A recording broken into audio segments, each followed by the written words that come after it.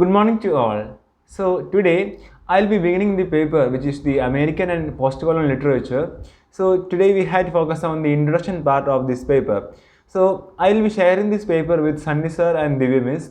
So today we have the introduction part of the post-colonialism. So the phenomenon of post-colonialism is rooted in the complex history of colonialism and imperialism, and the prefix post immediately suggests something that emerged after the colonialism. However, the fact is that there is no specific before or after colonialism or imperialism or any discourse of that matter. The drift of power, political, economic, military, or cultural, does not end at any particular point of time. To elucidate this argument, a brief look into the history of imperialism will be necessary. So here we have the concept of this post-colonialism. So basically, the phenomenon of this post-colonialism is rooted in the complex of the two important aspects. The first one is the colonialism and second one is the imperialism. And then the prefix, which is the post, which immediately suggests that something the emerged after the colonialism. So colonialism കഴിഞ്ഞിട്ട് emerge ചെയ്ത് വന്ന ഒരു അവസ്ഥയാണ് എപ്പോഴും post colonialism എന്നൊരു കോൺസെപ്റ്റിലൂടെ നമ്മൾ മനസ്സിലാക്കിയിരിക്കുന്നത്. But the fact is that there is no specific before or after colonialism or imperialism or any discourse of that matter. So basically there is no specific before or after colonialism or imperialism or any discourse of that matter. And also the drift of power, political, economic, military and cultural does not end at any particular point of time. And we have to look the history of imperialism in order to get a clear idea regarding this post-colonial aspect. So the first point that you should keep in mind is that the post-colonialism is rooted in the complex history of this colonialism and imperialism. Secondly, the prefix, which is the post, immediately suggests something that emerged after colonialism. But there is no kind of this specific division of this before or after colonialism. And also the drift of power, then political, economic, military or cultural, does not end at any particular point of time. So basically we have to focus on the history of this imperialism in order to get a clear idea regarding the post-colonialism. The word imperialism is derived from the Latin term which is imperium, a word laden with numerous shades of meaning like power, authority, dominion, realm and empire. And it is usually understood as a scheme whereby a state seeks to extend its power forcibly beyond its political boundaries. So basically, such control is not limited to political power but also involves the economic, cultural or ideological supremacy. The ruling state will enforce its term of trade, cultural values, ideologies, lifestyle and sometimes even its language upon the subject state. So regarding the imperialism, it is a scheme whereby a state seeks to extend its power forcibly beyond its political boundaries. So here the power is one of the most important aspects regarding the imperialism, in which it is a kind of scheme whereby a state seeks to extend its power forcibly beyond its political boundaries.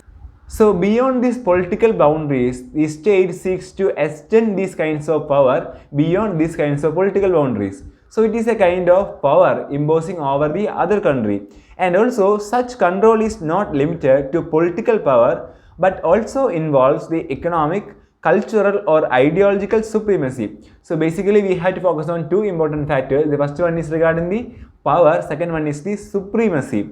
And the third one is that the ruling state will enforce its term of trade, cultural values, ideologies, lifestyle and sometimes even its language upon the subject state. So that ruling state can also enforce its terms of this trade, cultural values, ideologies, lifestyle and sometimes even its language upon the subject state. So taking the example of British imperialism, it is clear that all these kinds of cultural values, their lifestyle and language, also the transportation medium, so all these kinds of things were implemented in India after these kinds of British imperialism.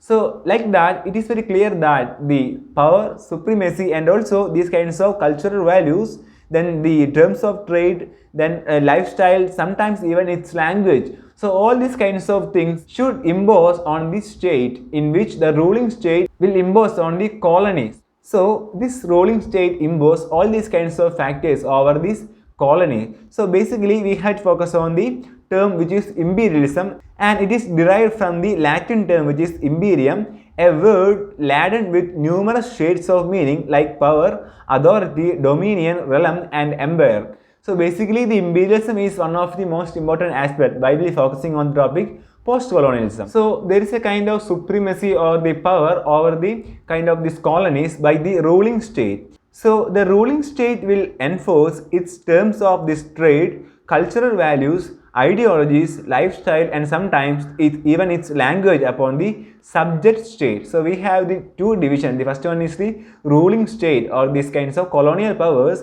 Second one is the subject state, which is the colony itself. Then this self-ascribed superiority is ideologically justified in the name of civilizing the so-called inferior classes or the barbarians by transmitting to them the superior blessings of the ruling state. So this means that this kinds of transformation over the civilizing countries, basically this kinds of the term civilizing is one of the important aspects regarding the imperialism. So this self-ascribed superiority is ideologically justified in the name of this civilizing. So അവരെ രൂപാന്തരപ്പെടുത്തുന്ന അവസ്ഥയിലേക്ക് മാറ്റപ്പെടുത്തുന്ന അവസ്ഥയിലേക്ക് എത്തിക്കുന്ന ഒരു രീതിയാണ് ശരിക്കും ഇവിടെ നമുക്ക് imperialism എന്ന ടോപ്പിക്കിൽ നമുക്ക് പ്രത്യേകിച്ച് നോക്കാനുള്ളത്. So basically the so-called inferior classes or the barbarians by transmitting to them the superior blessings of the ruling state. So they just transmitting these kinds of superior blessings, which means that these kinds of supremacy, the power, so all these kinds of domination over this so-called subject state. So basically the ruling state and subject state, we have to focus on two important topics. The first one is the ruling state, second one is the subject state. Then this concept and practice of one state, region or a tribe imposing oneself upon another is as old as civilization itself, and instances of such enforcement, resultant subjugation and gradual retaliation can be spotted in the histories of almost all cultures across the world. So here we have the term subjugation. So subjugation means a kind of control over the country. So basically it is a kind of imposing of power over any kind of this state. So basically this concept and practice of the state or region or a tribe imposing oneself upon another is as old as a kind of civilization itself. So this concept or the practice of the one state or region in which imposing oneself upon another is old as a kind of the civilization itself, and also the instances of such enforcement, resultant subjugation and gradual retaliation can be spotted in the histories of almost all countries. So this means that there are lots of these kinds of countries who became these kinds of colonies of the other these kinds of ruling state. So basically we had focus on this history, and the history of imperialism of the Chinese empire begins from the 11th century BC and extends to the 10th century after Christ. And the archives of these ancient powers of Sumeria, Babylon, Egypt, Persia, Greece, Rome and the Byzantine Empire, the various empires of Islam and several other powers chronicle a vast history of this imperial rule. So the kind of this imperial rule is one of the important aspects regarding the imperialism itself, and as well as this civilization. So basically this kinds of imperial rule is present in almost all these kinds of history of these countries. Basically it is like a kind of this chronicle or a vast history of this imperial rule, in which it is clear in the archives of these kinds of ancient powers, especially of Sumeria, Babylon, Egypt, Persia, Greece, Rome and also the Byzantine Empire and the various empires of Islam and several other powers. So this is a slight history regarding the imperial rule of the countries over these kinds of subject states. So we have the ruling state as well as the subject state, and how they impose these kinds of powers over the subject state. So we have a kind of history that we should focus on. So now the imperialism and colonialism entered the stream of modern academics and discourses much later and now occupies a prominent place in the contemporary thought and education. So, in this modern era, the imperialism and colonialism is also occupies a prominent place in the contemporary thought and education. So it is also very important aspect regarding the imperialism and colonialism. Basically, it is a kind of history part. So basically, we had to focus on the theory behind the post-colonialism, and then the major phases of colonialism in the modern times can be divided into 5 major divisions. So we have 5 major phases of this colonialism. So the first one is that the period between 1492 and the mid 18th century, wherein Spain, Portugal, England, France and the Netherlands established the colonies in the Americas, the East Indies and India. So this is the first phase of this colonialism, in which the period between the 1492 and the mid 18th century. So basically here we have the Spain, Portugal, then England, France and Netherlands. They established the colonies in the America, in the East Indies as well as in India. So this is the first phase of this colonialism. Secondly, the intervening period between the 19th century and World War I. So the colossal struggle for supremacy among the colonial powers, culminating in Britain attaining this stronghold. So this means that the kind of this supremacy over this ruling state, it is very important as well regarding the colonialism. So basically here we have to focus on the supremacy of these colonial powers. So the first one is regarding the period between the 1942 and 18th century, in which Spain, Portugal, then England, France and the Netherlands, they established the colonies in America, East Indies and India. And the second phase, which was from the 19th century to the World War I, so it was a period for the supremacy among the colonial powers, in which culminating in Britain attaining the stronghold. So the Britain was a kind of supreme power in this state. The third phase was the World War II scenario, found America and the Communist Soviet Union joining the race for power. So in the third phase, the America as well as the Russia, which means the Communist Soviet Union, they joined these kinds of race for power. So race for power which means the colonial power, the supremacy for the colonial power. So we have the first 3 phases. So regarding the first phase, it was from 1492 and the mid 18th century, in which the kind of this Spain, Portugal, England, then the France as well as the Netherlands, they established the colonies in America, East Indies and India. Second phase was from 18th century to the World War I, in which a kind of colossal struggle for the supremacy of this colonial power, in which the Britain they attaining these kinds of stronghold in this race. So the third phase was from the World War II, in which America and the Communist Soviet Union they join in the race for power, especially in this supremacy for the colonial powers. Then the fourth phase, regarding the fourth phase, after the end of World War II, large-scale decolonization of most of these territories under the former imperial powers occurred, with the exception of the Soviet Union and the United States, in which both of whom continued to wield significant colonial supremacy. So here we have the state of this decolonization, in which most of the territories under the former imperial powers, which means the supreme powers like the Britain, Soviet Union as well as the America, and all these kinds of territories, they became in the state of this decolonization. And there is also a kind of exception for the Soviet Union and for the United States, in which both of them continue this kind of this colonial supremacy. So the third phase is regarding the decolonization, and the final phase, in which the fifth phase, the communist regime collapsed in the 1990s, leaving America the sole remaining imperialist powers. So after the 1990s, America became the kind of this remaining imperialist power in the world. So basically the communist regime collapsed in the 1990s in the fifth phase. So here we have the 5 major phases of this colonialism in the modern times. Then the division of this history of colonialism into these phases is arbitrary, for it is quite impossible to compartmentalize a phenomenon of such massive proportions and consequences into short phases or terms. It is also difficult to assign a particular date as the date of demise of colonialism, as colonialism is hardly dead, and the colonial ventures survive even today in altered forms with different perpetrators and antagonists. So basically the division of these kinds of phases in the modern times is a kind of arbitrary, in which it is also difficult to assign a particular date of demise of this colonialism, as colonialism is hardly dead. And also regarding the colonial ventures, they survive even today in altered forms.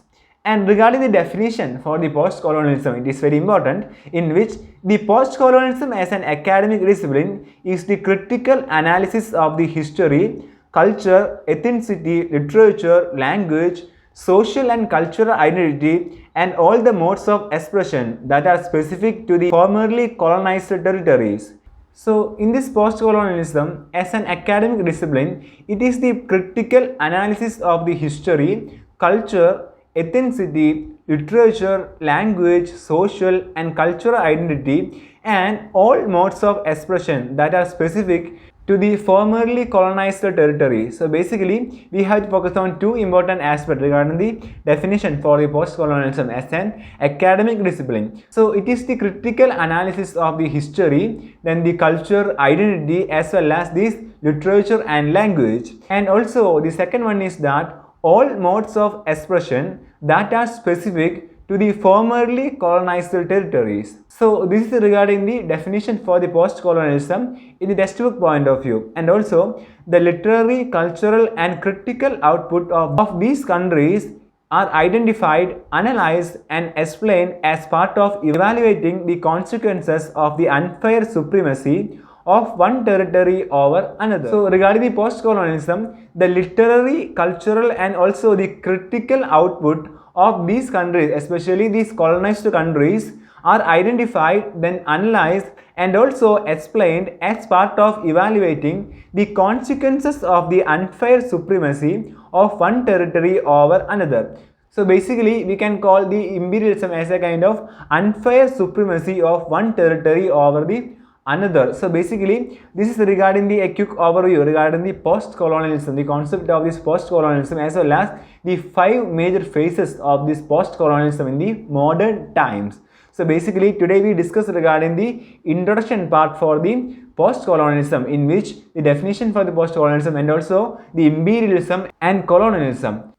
So now we have the post-colonial studies that we have to focus on. So the studies mainly focus on the third world countries, which includes these Asia, Africa and the Caribbean islands and South America.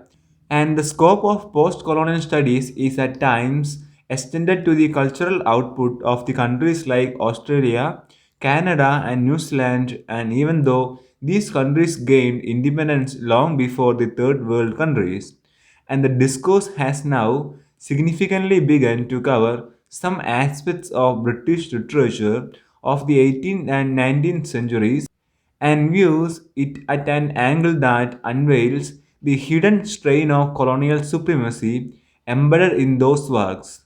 For instance, the 19th century English novel Jane Eyre by Charlotte Bronte is reread in an unprecedented manner in recent post-colonial studies.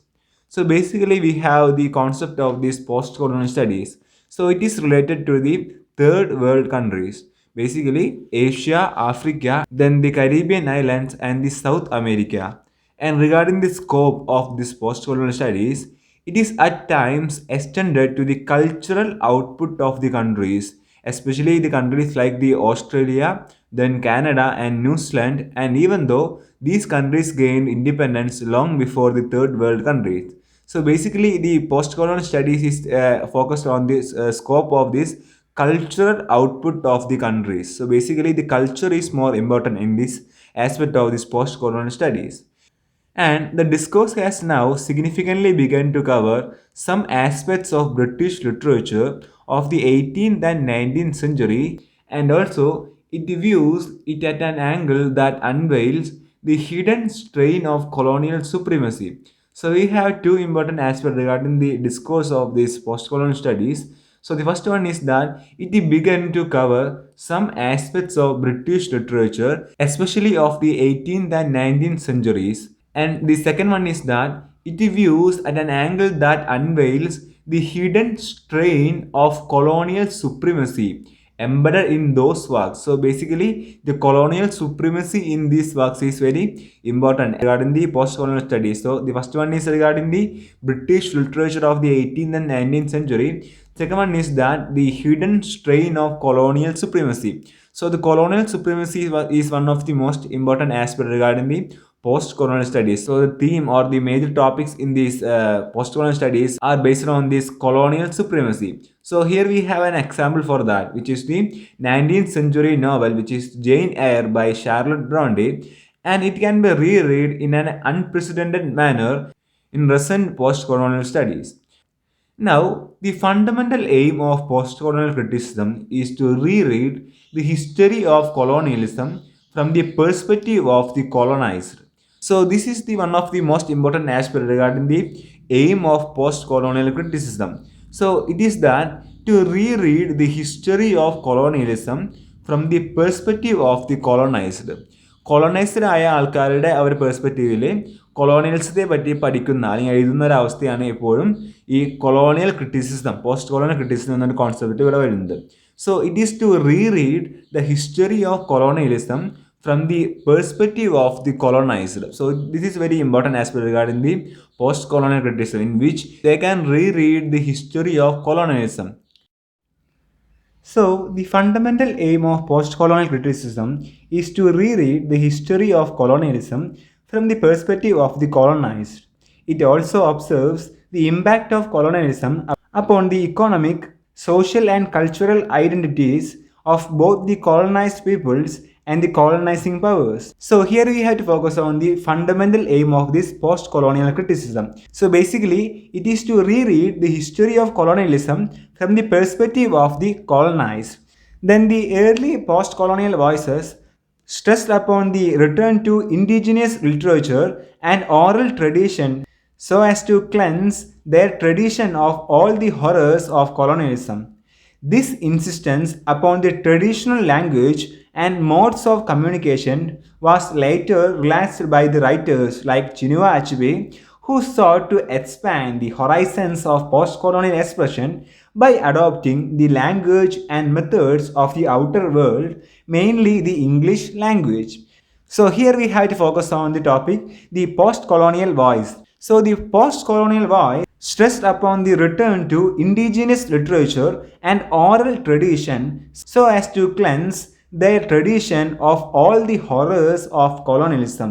And this insistence upon the traditional language, so basically the traditional language, secondly the modes of communication. So both these kinds of concepts, the first one is regarding the use of this traditional language along with the modes of communication. So basically this concept was later relaxed by the writers like Chinua Achebe, who sought to expand the horizons of the post-colonial expression by adopting the language and methods of the outer world, mainly the English language. So later, all the kind of these post-colonial writings were published in the English language itself. So the intention behind this was the acceptance or the universal acceptance of the post-colonial literature. Then the luminaries in the field of post-colonial literature include Chinua Achebe, Leopold Senghor, Homi K. Bhabha, Jean Reyes, then Salman Rushdie, Amitav Ghosh, Meena Alexander, J.M. Coetzee and Cyril Debedin. So here we have the luminaries in the field of the post-colonial literature, which means that the major writers under the post-colonial literature, which include the Chinua Achebe, Leopold Senghor, Homi K. Bhabha, Jean Reyes, Salman Rushdie, Amitav Ghosh, Meena Alexander, J.M. Coetzee, etc. Then Achebe's seminal novel Things Fall Apart in 1958 was a landmark in the history of African literature. So the Things Fall Apart by Chinua Achebe is one of the most important works by Chinua Achebe, and also it was a landmark in the history of the African literature too. Then now we have to focus on some important post-colonial critics, which includes the Frantz Fanon, Edward Said, Homi K. Bhabha, Gayatri Chakravarti Spivak, then Bill Ashford, Helen Tiffin, etc.